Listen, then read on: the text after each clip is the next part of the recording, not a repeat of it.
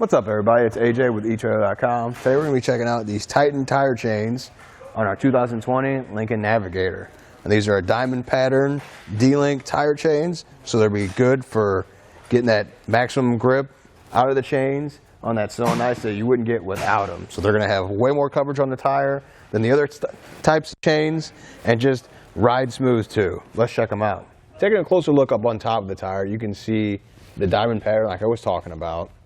And this is going to be good for more coverage on your tires versus some of the other styles like the cable chains that are a ladder pattern. So that's just one cable goes across all the way around the tire. And those are good for starts and stops and very light snow, but they don't really help you out too much with the ice. This one has the D-links, so those are going to push down in the ice and give you a good grip every time this rolls around into the snow and in that ice too.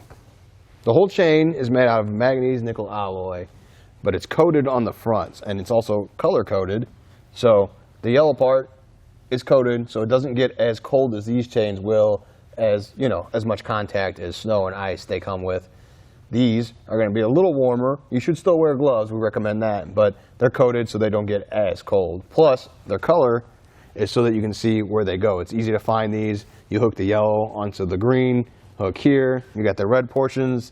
That's where you run your self-tensioner that's built in, which is another great feature about this chain, is that it's built in. The other ones, you have to get that separately and attach it, and it's just another thing you got to keep track of. With this, it's always going to be attached to your chain, so when you break them down and put them back in their case, everything you need is there. Speaking of the case, this is what it comes with. It's actually a pretty nice case. It's not just one of those bags that easily rips. Most of the time on the other chains, I recommend getting a bag or a container to put your chains in, because they come with really thin material that these chains rip through really quick, the more aggressive the chains are. But this one's, I'm going to unzip it and show you. It's a nice foam case. Like, you're not going to rip through that very easily. It feels heavy duty, so I'm confident the chains are going to be just fine in there. You can see they sit very well, easy to slide in this pouch. They're not going to get tangled up with each other. They're really nice and neat and ready to go when you need them. So I think this case is a great addition to it. It's really going to help you keep it organized, because you can just throw this in the back of your car and they're not sprawled out everywhere. You can sit this under a seat or in a compartment. You won't even know they're there until you need to get them. Another thing I like about these chains is how easy they are to install. You're really just going to set them out, slide them behind the tire once, make that connection behind, then up front, then add the tensioner. It really is that easy.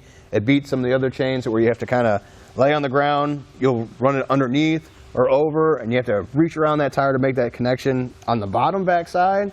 It's just rough. You're underneath the vehicle, and especially, I don't like doing it here in the garage. I'm sure you're not going to like doing it out in the snow. This one, the back connection's up here, so you reach up and stay up in the air. You don't have to be down on the ground very much.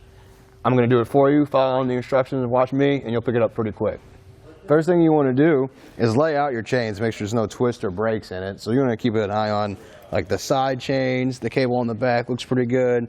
Make sure it's not tangled in on itself, because what you're going to want to do is slide it behind the tire, and the tire will go in this gap here. So you always want the yellow on the outside, because that's where it's going to be on the tire. So when you go through this band, you make that connection back there. So enough talking about it. Let me do it. Let's go ahead and grab our chain.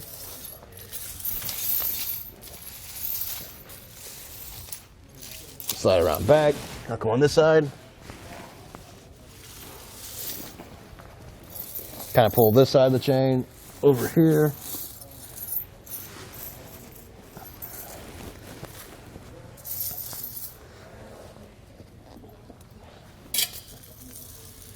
Tie it around. Then go around back and make that connection. I know we don't have a lot of room back here, but you just make this connection with this end, and the cable slides in there. Pull it that way, it won't come out, and then we'll grab the chain and kind of pull it across the tire. Kind of just guide it out and around. With that connection out back, it won't fall back down on you. See how it comes around the tire like that? We'll make our front connection here, and that's going to keep it on there. Looks like the first link's good. Let's try and get that second link to tighten it up just a little bit more. There we go. Now we're going to take our built-in tensioner, run through the catch here, fold it in, We might be able to get it a little bit tighter. Let me try that again. There we go.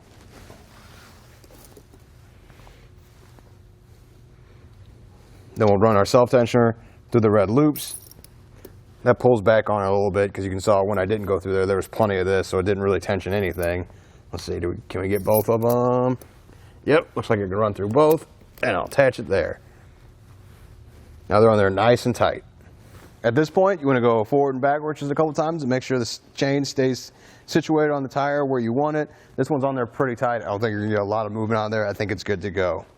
Well, thanks for hanging out, and I hope this helped.